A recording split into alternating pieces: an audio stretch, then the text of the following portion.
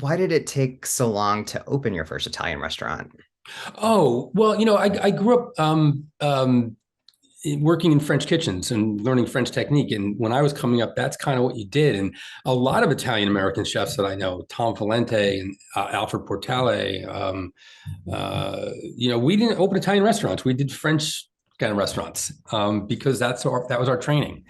And um, now craft, if you really look at craft and what we were doing there, you can very easily say that was Italian, but we never told anybody that was Italian. But a lot of the style of cooking was more akin to Italian cooking than French cooking.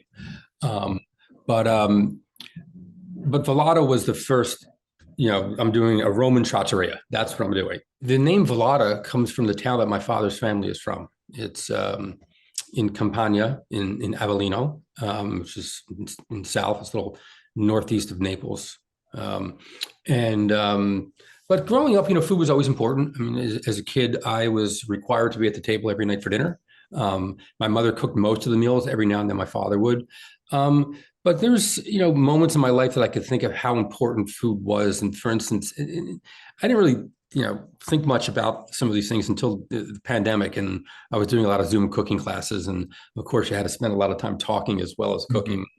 And I kept coming back to a few things. One was, I have a passion for fishing as well, and started fishing with my grandfather when I was very young. And I had two jobs in going fishing. One was I had to clean all the fish and mostly crabs. We would go crabbing, occasionally catch fish, and also clamming. So I had to like take care of all the fish, and also my other job was keeping my grandfather awake on the ride home. Looking back on it, it was the '60s, and I was probably in the front seat without a seatbelt, and my job was to keep an eye on my grandfather on the way home. And if I saw him nodding out, I would just nudge him, and he'd always have the same response: "I'm not sleeping. I'm just resting my eyes."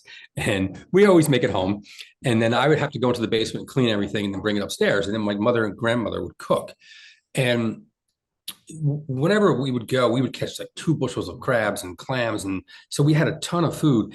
And this wasn't just a meal for the family. This was extended family and friends would come by. And there was always like 20 people around the table.